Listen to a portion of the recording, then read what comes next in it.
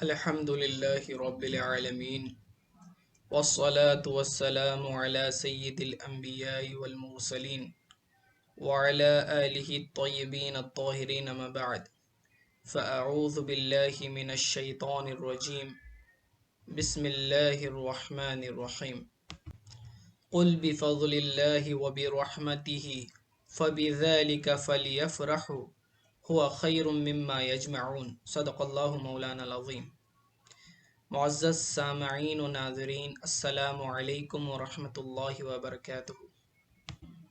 ابھی جو آیت کریمہ میں نے آپ کے سامنے تلاوت کی ہے وہ سورہ یونس کی آیت ہے، جس میں اللہ رب العزت ارشاد فرماتا ہے، آپ فرما دیجئے یہ سب کچھ اللہ کے فضل اور اس کی رحمت کے باعث ہے جو بعثت محمدی صلی اللہ علیہ وسلم کے ذریعے تم پر ہوا ہے۔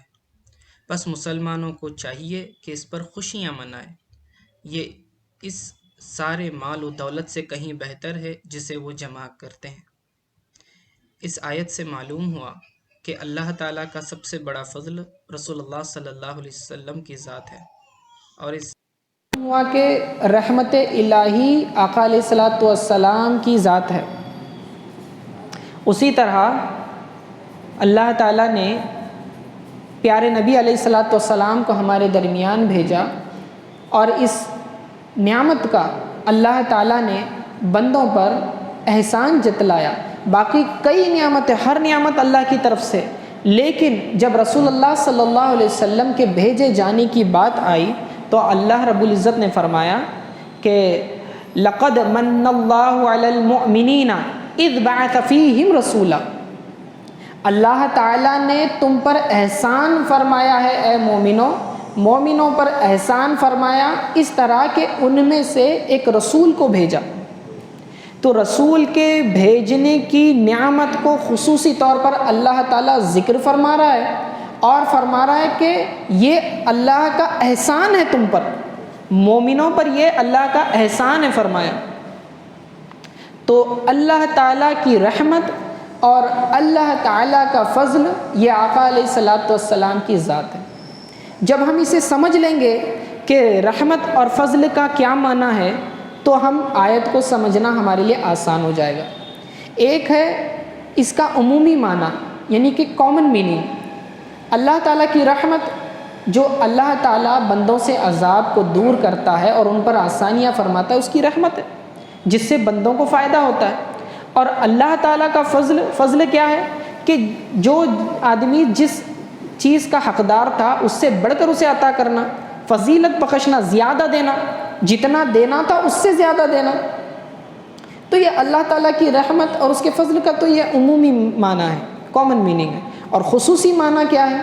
اگر ہم باہمی دوسری آیتوں کو ملائیں گے تو ہمیں کیا پتہ چل رہا ہے کہ اللہ تعالیٰ کی خصوصی نعمت رسول اللہ صلی اللہ علیہ وسلم کی ذات ہے، اللہ تعالیٰ کی خصوصی رحمت رسول اللہ صلی اللہ علیہ وسلم کی ذات ہے، اللہ تعالیٰ کا خصوصی فضل رسول اللہ صلی اللہ علیہ وسلم کی ذات ہے۔ تو یہ اس کا خصوصی معنی ہوگا۔ اور قرآن میں سورہ نساء میں اللہ تعالیٰ ایک جگہ فرماتا ہے، ارشاد فرماتا ہے وَلَوْلَا فَضْلُ اللَّهِ عَلَيْكُمْ وَرَحْمَتُهُ، اگر اللہ تعالیٰ کا فضل اور اللہ تعالیٰ کی رحمت تم پر نہ ہوتی، لَاتَّبَعْتُمُ الشَّيْطَانَ إِلَّا قَلِيلًا، تو تم شیطان کی اتباع کرنے لگ جاتے سوائے تھوڑے لوگوں کے۔ تو یہاں پر بھی فضل اور رحمت کا ایک ساتھ تذکرہ کیا، اور اس کا مصداق کون ہے؟ رسول اللہ صلی اللہ علیہ وسلم کی ذات ہے کہ اللہ تعالیٰ کا فضل اور رحمت تم پر نہ ہوتی تو تم گمراہ ہو جاتے، شیطان کی پیروی کرنے لگ جاتے۔ لیکن ہم نے رسول اللہ صلی اللہ علیہ وسلم کی ذات اقدس کو سراپا رحمت اور فضل بنا کر تمہارے درمیان بھیجا۔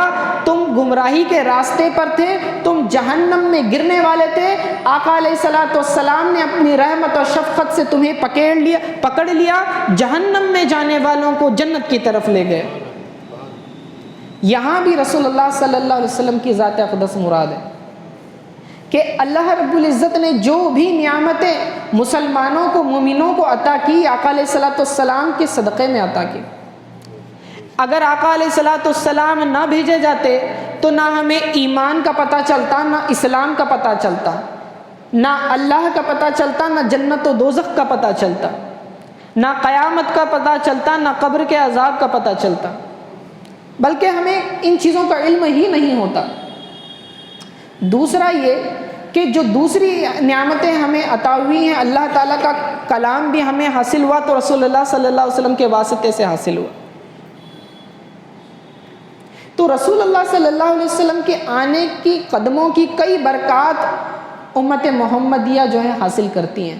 اور ایک جگہ قرآن میں اللہ ارشاد فرماتا ہے کہ اگر اے حبیب صلی اللہ علیہ وسلم آپ ان کے درمیان موجود نہ ہوتے تو ہم کب کا انہیں عذاب دے چکے ہوتے، یعنی کہ ہمارے اعمال ایسے ہیں کہ ہم پر عذاب الہی اتر آ سکتا تھا، لیکن اللہ رب العزت فرماتا ہے کہ اے حبیب ہم ان کو عذاب نہیں دیں گے کیونکہ آپ ان میں موجود ہیں، آپ کی موجودگی رحمت ہے اور یہ عذاب کے منافی ہے، اور عذاب اور رحمت ایک ساتھ ایک جگہ جمع نہیں ہو سکتے، تو اسی لیے اللہ فرماتا ہے کہ ہم ان میں عذاب نہیں دیتے ہیں کیونکہ آپ ان میں موجود ہیں۔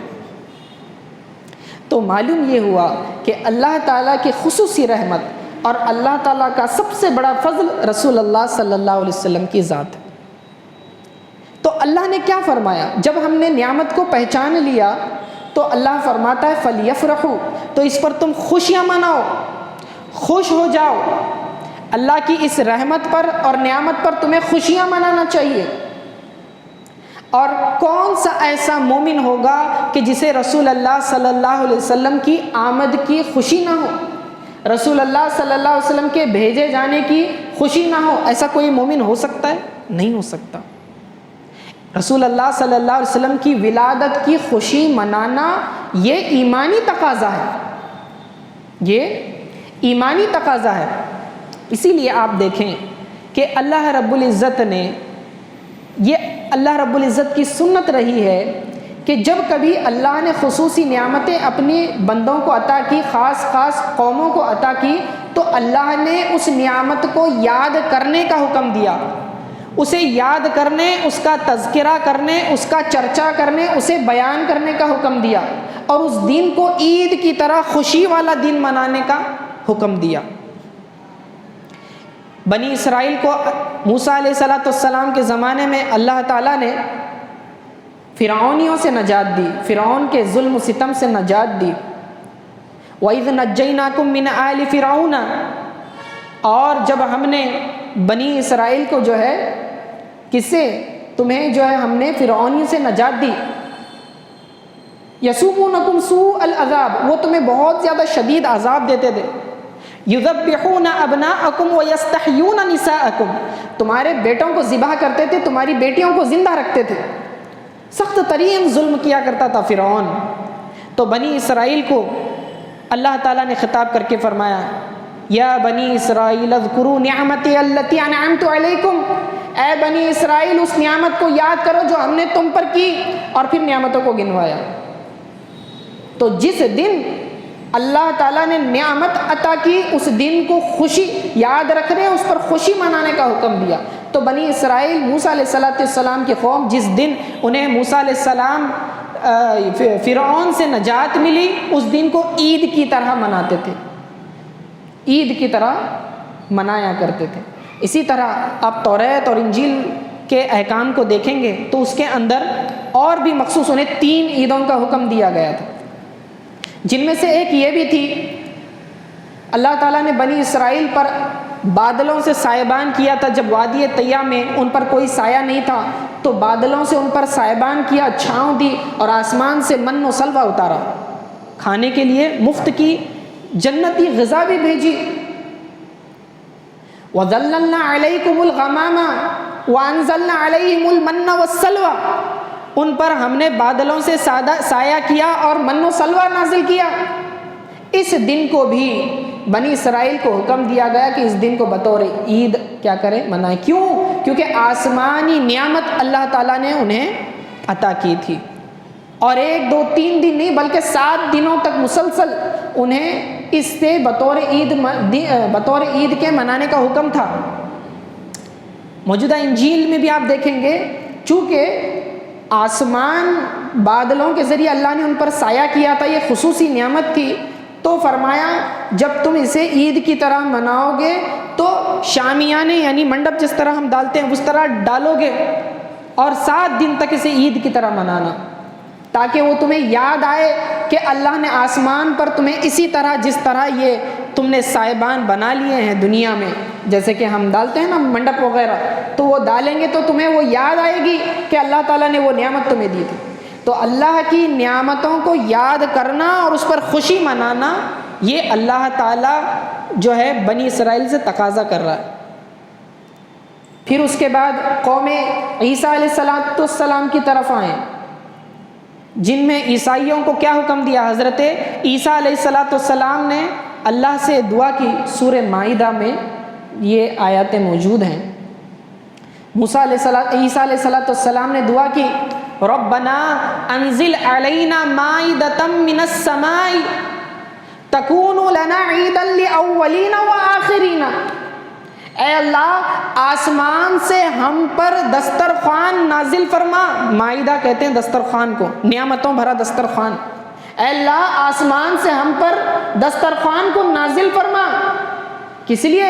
فرمایا تکون عیدا لاولین والآخرین، تاکہ یہ عید بن جائے اولین کے لیے اور آخرین کے لیے، وآیۃ منک، اور تیری طرف سے یہ نشانی ہو جائے۔ یہ عیسیٰ علیہ السلام کا معجزہ بھی تھا اور اللہ تعالیٰ کی خصوصی نعمت اور رحمت تھی، جو اللہ تعالیٰ نے آسمان سے جنتی دسترخوان اتارا اور لوگوں نے اسے کھایا۔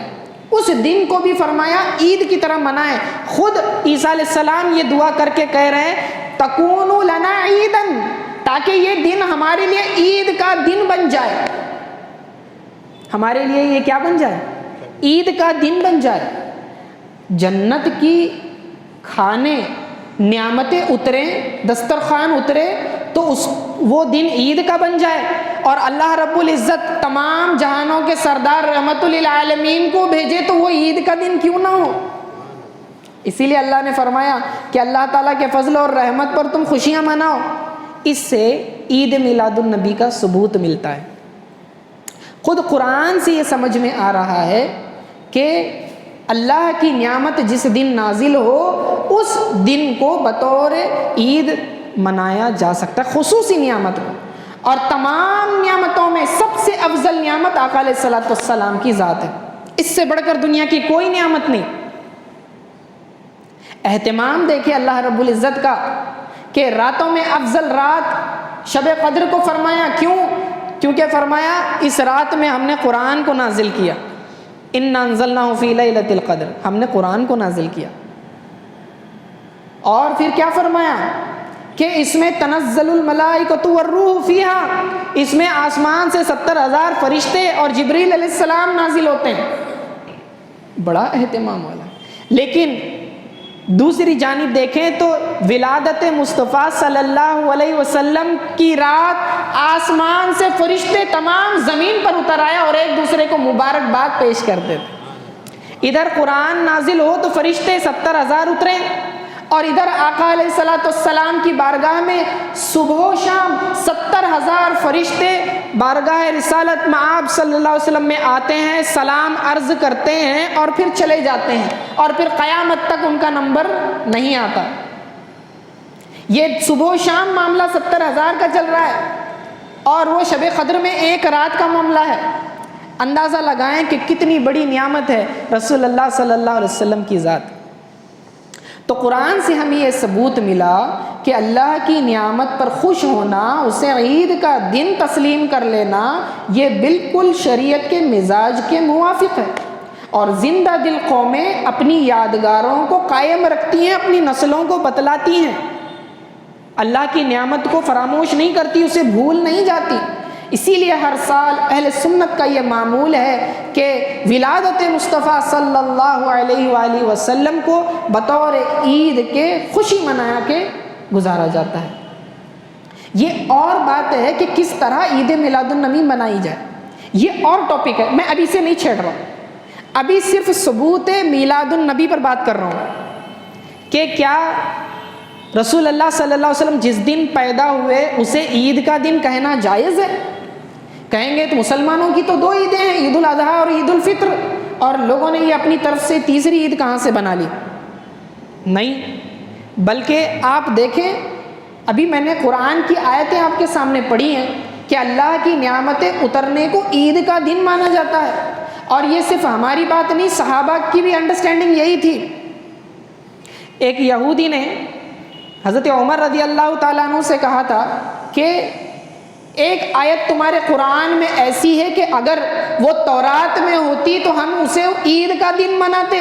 صحیح حدیث میں موجود ہے، صحیح بخاری مسلم میں آپ دیکھیں، اسے ہم کیا کرتے؟ عید کا دن مناتے۔ فرمایا کون سی آیت؟ فرمایا الیوم اکملت لکم دینکم ولی۔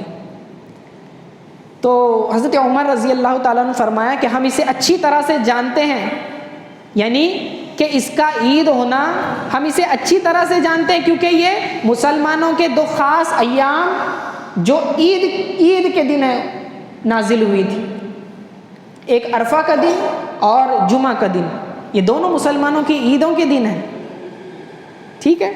تو اس دن یہ نازل ہوئی، گویا کہ ہم دوہری عید مناتے ہیں۔ تو تمہیں یہ کہنے کی کوئی ضرورت نہیں ہے، جتلانے کی ضرورت نہیں ہے۔ تو صحابہ کا بھی مزاج اور انڈرسٹینڈنگ یہی تھی۔ اور اب میلاد مصطفیٰ صلی اللہ علیہ وسلم کو یاد کرنا، اسے بیان کرنا، رسول اللہ صلی اللہ علیہ وسلم کی سیرت کا تذکرہ کرنا، اور خصوصی طور پر صلاۃ السلام کا اہتمام اس دن کرنا، یہ بالکل جو ہے عین شریعت کے موافق ہے۔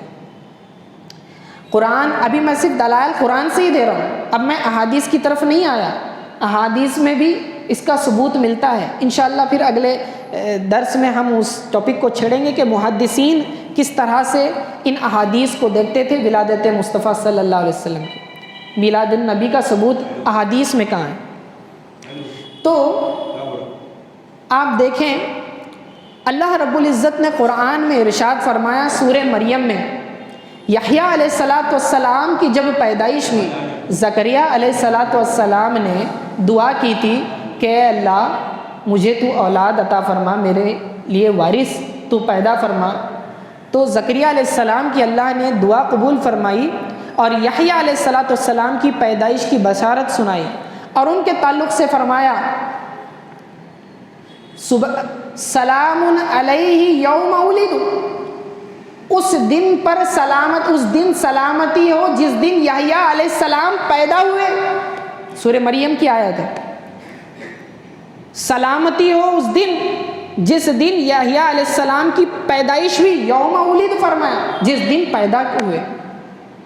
آگے جائیں، عیسیٰ علیہ السلام کی پیدائش کا بھی ذکر اللہ نے قرآن میں کیا ہے، اور خود عیسیٰ علیہ السلام کی زبانی اسے بیان کیا ہے۔ جب وہ جھولے میں تھے، چھوٹے بچے تھے، تو ان کا معجزہ یہ تھا کہ بچپن میں دودھ پیتے بچے تھے تو اس وقت وہ بات کرتے تھے، اللہ تعالیٰ نے انہیں گویائی عطا کی تھی۔ اتنے دودھ پیتے بچے تھے اور عیسیٰ علیہ السلام بات کر کے کہتے تھے کہ اے لوگوں میں اللہ کا رسول ہوں۔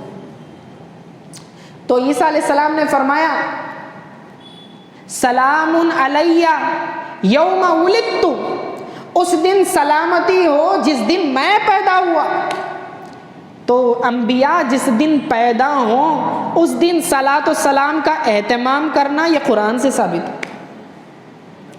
یحییٰ علیہ السلام پیدا ہوں سلام پڑھ رہے ہیں، عیسیٰ علیہ السلام پیدا ہوں سلامتی کی بات ہو رہی، اور محمد رسول اللہ صلی اللہ علیہ وسلم جس دن پیدا ہوں اس دن صلاۃ و سلام نہ پڑھا جائے؟ ایسا کیسے ہو سکتا ہے جبکہ یہ سردار الانبیاء ہیں؟ اور انبیاء کے پیدائش کے واقعات اللہ تعالیٰ نے خصوصی طور پر قرآن میں ذکر کیے ہیں۔ آدم علیہ السلام کی پیدائش کا ذکر کیا سورۃ البقرہ میں، آپ دیکھیں، یحییٰ علیہ السلام کی پیدائش کا ذکر کیا، موسیٰ علیہ السلام کی پیدائش کا ذکر کیا کہ جب وہ پیدا ہوئے پھر ان کی والدہ نے فرعون کے ڈر سے صندوق میں ڈال دیا، صندوق کو پانی میں ڈال دیا، وہ فرعون کے پاس، وہ سارا تفصیلی واقعہ آپ کو ملے گا۔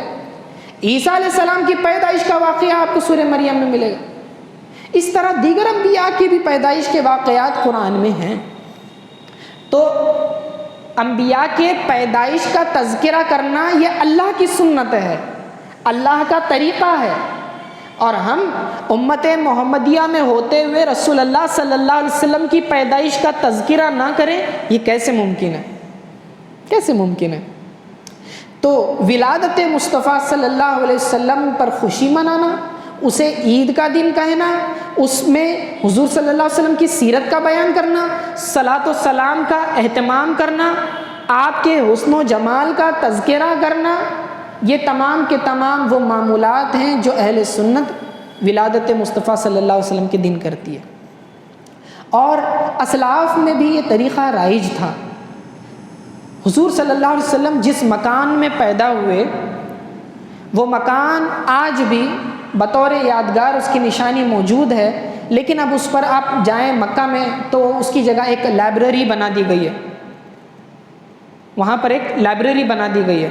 عام داخلے کی اجازت نہیں تھی پہلے، جو ہے اب سے 700 سال پہلے دیکھیں تو وہ اوپن رہتا تھا، لوگ زیارت کے لیے آتے تھے۔ اس زمانے کے جو مکہ کے سب سے بڑے مفتی ہوتے تھے وہ، اور چاروں مذاہب فقہ کے بڑے بڑے ائمہ، تمام کے تمام مفتیان کرام اور علماء جو ہیں، خصوصی طور پر حرم میں رات میں قندیلیں وغیرہ لے کے ایک جلوس کی شکل میں حضور صلی اللہ علیہ وسلم کے مکان جاتے، وہاں پر پھر ایک مفتی صاحب خطیب جو ہیں خطاب کرتے تھے، اور پھر بعد میں سارے لوگ لوٹتے حضور صلی اللہ علیہ وسلم کا تذکرہ کرتے تھے اس مکان۔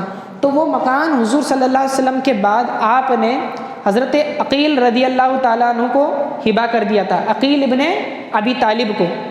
پھر وہ ان کی ملکیت میں رہا، بعد میں حجاج بن یوسف کے زمانے میں اس نے کئی 1 لاکھ درہم یا دینار دے کر ان سے وہ خرید لیا گھر، اور اپنے مکان کے ساتھ اس کو ملا دیا۔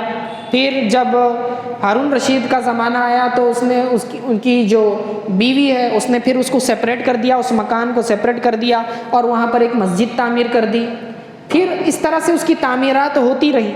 البتہ آج کی جو صورت ہے، آج وہاں پر ایک لائبریری ہے، اور جو لوگ اس مکان میں پہلے رہتے تھے وہ کہتے ہیں کہ جب تک ہم اس گھر میں تھے جس گھر میں رسول اللہ صلی اللہ علیہ وسلم پیدا ہوئے تو ہم پر خوب رحمتیں برستی رہتی، ہمیں کسی قسم کی کوئی تکلیف، کوئی پریشانی، کوئی مصیبت نازل نہیں ہوئی۔ جب سے ہم نے اس گھر کو چھوڑ دیا اور دوسری جگہ چلے گئے تو ہم پر پریشانیاں، مصیبتیں آنا شروع ہو گئی۔ معلوم ہوا جس مقام پر مصطفیٰ صلی اللہ علیہ وسلم پیدا ہوں وہ زمین بھی اتنی بابرکت ہو جاتی ہے کہ وہاں پر اللہ کی رحمت برستی ہے۔ تو جس وقت میں رسول اللہ صلی اللہ علیہ وسلم پیدا ہوں اس رات کو رحمت اور برکت کیوں نہ نازل ہو؟ تو قرآن سے یہ سمجھ میں آیا۔ قرآن کی آیتیں پڑھی نا آپ کے سامنے، ورنہ احادیث شروع میں کہہ دیتا تو بعض لوگ یوں کہہ دیتے کہ ضعیف ہے، یوں نہ کہہ دے، قرآن کی آیت کو تو ضعیف نہیں کہہ سکتے۔ تو قرآن کی آیتیں میں نے پیش کی ہیں، بتانا یہ مقصد ہے کہ عید میلاد النبی منانا بدعت نہیں ہے، بلکہ یہ مستحب کام ہے، اور ولادت مصطفیٰ پر خوش ہونا عین ایمان کا تقاضا ہے۔ اب یہ جو طریقہ رائج ہے آج کل کے زمانے میں، جو اس کی شکلیں بگڑ چکی ہیں، یعنی کہ جو ڈی جے وغیرہ بجا رہے ہیں، یا تو پھر نمازیں قضا کی جا رہی ہیں وغیرہ وغیرہ، جو دوسرے معاملات ہیں، اس کا شریعت سے کوئی تعلق نہیں ہے۔ صحیح طریقہ وہ ہے جو میں نے آپ کے سامنے بتایا کہ ذکر کی اور سیرت مصطفیٰ کی تذکرے کی محفلیں سجائی جائیں، حضور کے حسن پاک کا تذکرہ کیا جائے، درود و سلام کی محفلیں سجائی جائیں، یہ صحیح طریقہ ہے۔ ٹھیک ہے، تو امید ہے آپ تک میری بات تو آپ کو سمجھ میں آ گئی ہوگی۔ انشاءاللہ احادیث میں بھی میلاد النبی کا ثبوت کہاں ملتا ہے اور محدثین کے نظر میں اس دن کی کیا اہمیت ہے، انشاءاللہ ہم اگلے درس میں سماعت کریں گے۔ وصلی اللہ تعالی علی خیر خلق محمد و آلہ و اصحابہ اجمعین برحمتک یا ارحم الراحمین۔